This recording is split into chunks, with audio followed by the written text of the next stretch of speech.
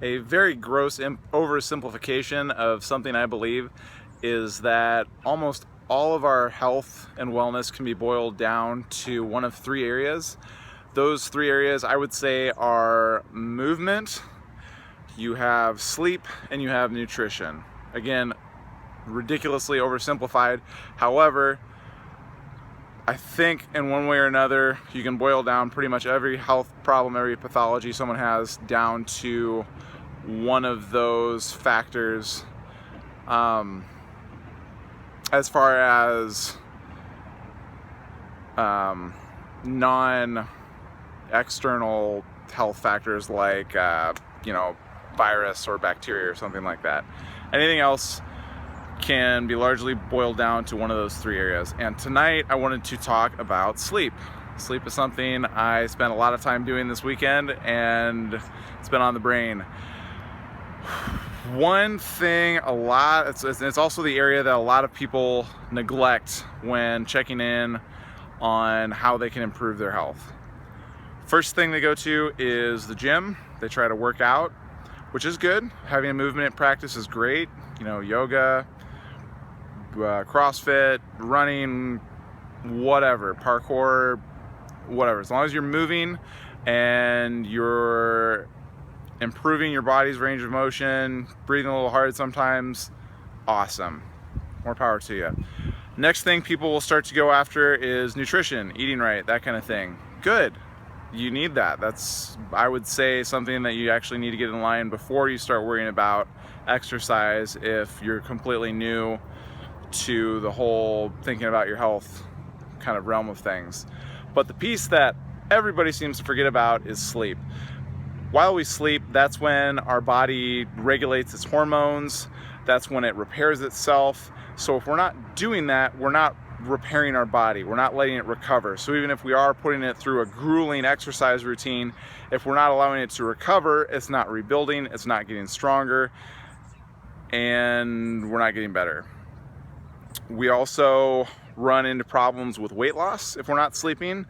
If you don't sleep, you're going to crave carbohydrates more, and as I spoke about a couple nights ago, that's a lot of times where we get into trouble.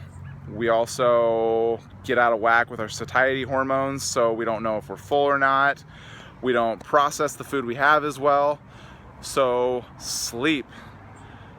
The studies that I've come across show that 7 hours and 15 minutes of sleep is the absolute minimum that a human being needs to function optimally. Anything less than that and you're going to start to operate on a more impaired level. So you're not going to think as quickly, your reflexes aren't as fast, your hormones aren't working at an optimal level. So 7 hours and 15 minutes of sleep. That does not mean time in bed, that means time spent snoozing. How do you do that? I don't have time, I'm too busy. Short of new parents who have a baby who's waking them up all the time, I really think that it's possible for most people to get more sleep in their lives, whether it's cutting out, a TV show at night, or if it's, cutting out a little bit of exercise to get some more sleep. Sleep is that important. If you are missing sleep, you are potentially taking years off your life in the long run, because we're losing out on all the positive benefits we get while we're sleeping. A couple tips.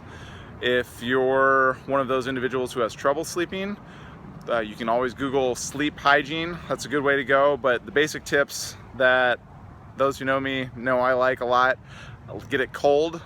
You want to sleep in, I think, optimal ranges are like 70 degrees, plus or minus 5 degrees. You get much hotter than that and you're not going to sleep as well, guaranteed. Dark, you want it to be a cave where you sleep. If any kind of light, the receptors in your eyes are going to notice it, they're going to think it's daytime, and you're not going to sleep as well. Noise, you don't want any. You want it quiet. So if you need to get earplugs, get earplugs. I like to sleep with a pillow over my head, works pretty well.